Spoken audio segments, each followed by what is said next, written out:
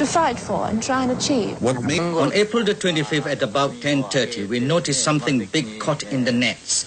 It was a red, fleshy object which smelled very strongly. We didn't know what it was, so I went for my camera and flash gun. Sadly, the body itself was afterwards thrown back. But early in 1980, one of the world's leading fisheries experts, Professor Fujio Yasuda, arrived for a conference in London with all the remaining evidence. This is all the evidence about the unknown creature dredged from the sea by the Maru off New Zealand on the 25th of April 1977. These photographs were taken by Mr. Yano of Taiyo Fisheries. The real half of the body was rotten and dropped off. As you can see in this photograph, the surface of the body is covered with a fat-like substance. This is the drawing made by Mr. Yano after measuring the creature. I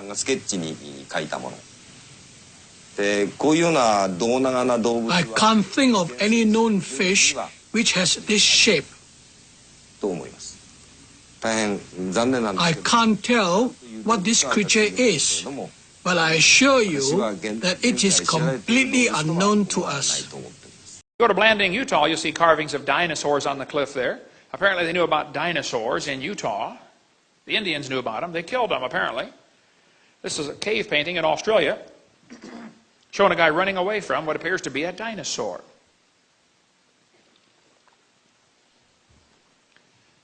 I can't pronounce the name of this place in Canada, Mishapa something or other here, but it looks like these Indians have painted something on the cliff there that appears to be like a dinosaur with a dermal frill ridged on its back. This is a painting from Australia. These guys are all dancing around what quite obviously looks like a dinosaur. Apparently they're upset because it ate their friend. Okay, there's the friend inside. You know, give him back, please, right now. Anyway, this guy says nobody's ever seen a dinosaur. Well, why did they put them on their cave paintings? Why did they put them on ancient pottery? Why do we see so many legends of dragons if nobody's ever seen one? Down in Peru, they've got the driest desert in the world. It's only rained twice in 400 years, is my understanding. When the Spanish came across there in 1500s, they found white lines on the desert. They were obviously man-made. Somebody piled up the rocks. There's a pile of white rocks that goes sometimes for miles, straight as an arrow. These today are called the Nazca lines. How many of you have ever heard of the Nazca images? They got all these images down there down in Peru. You can study that if you'd like. But strange, these images are interesting. But one of them shows a spider which has no eyes and one leg is longer than the rest. And for centuries everybody thought, well, these were poor, ignorant, stupid people, you know, they forgot to put the eyes on. And they made the one leg longer by accident.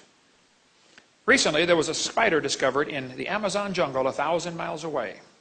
It only lives in caves. It is extremely rare. It's supposed to be one of the rarest spiders on earth. It's an 1/8 of an inch long, little tiny spider.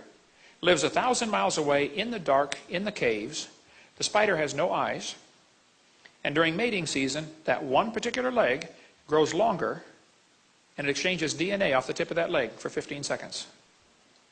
How did they know that in Peru, 1,000 miles away? Maybe they weren't so stupid after all. Anyway, in 1535, the Spanish conquistadors came through that area and they found stones with strange animals on them. They sent some back to the King of Spain and said, what on earth are these animals carved on these rocks?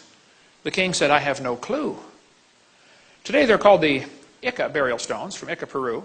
Dennis Swift is probably the world's expert on those. He's one of my good friends from Portland, Oregon.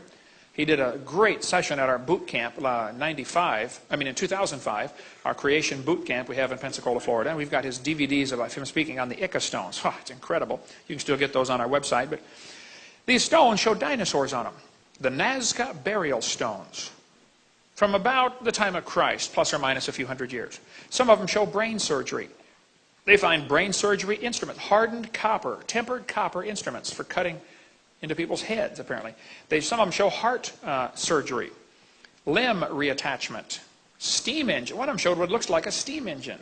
Strange things are found on these Ica stones in Peru, but quite a few of them, over 500 I believe, show dinosaurs. Why would they have dinosaurs and humans on the same stones? Well, because people lived with dinosaurs. Anyway, there's plenty on that. There's one from our museum. Shows a dinosaur holding a guy by the head. This one we've got shows what appears to be a guy cutting the head off the dragon because the dragon killed his friend. You can see the friend's body is inside, but his head's missing. So his buddy's just doing what the Bible says. You know, vengeance is fine, saith the Lord. Something like that. But this guy's jabbing one through the throat with a spear. This one's hard to see, but he's shoving the spear down the dragon's throat. This one, the dragon's got the guy by the arm, and apparently his spirit is leaving. He's flying off into heaven, or wherever they go when they die in their culture, you know. This guy's got the knife stuck in the dragon's head, and the dragon's biting the guy. We've got 8 of these stones in Pensacola, Florida. It's the largest collection in America, I believe, at $1,500 each. You know, not too many people have these things, but some of them show circles on the side. Now, that's kind of interesting. Why would they put circles on the side of the dinosaurs? Well, nobody ever found dinosaur skin until about 20 years ago, when fossilized dinosaur skin was found. It's very interesting. The dinosaur skin has circle patterns on it. They had to see a live one to know to put that on the stones, because you couldn't tell that from the bones. We got some dinosaur skin in our museum in Pensacola. Recently, they just found unfossilized soft dinosaur tissue. Soft dinosaur tissue? So now the brilliant scientists are trying to figure out, how could tissue stay soft for 70 million years? The thought will never cross their brain to question that maybe it's not 70 million years old. I mean, that thought will never enter their head, okay? This guy's cutting the head off a dragon. There's a guy riding one. We've got a ton of information on dinosaurs living with man. Sometimes they're in friendly gestures, like this one's petting him. He's got his head laying on his shoulder, okay? Pottery was found with dinosaurs on it. A mummy was found in a tomb wrapped in a blanket, and all around the blanket were dinosaurs.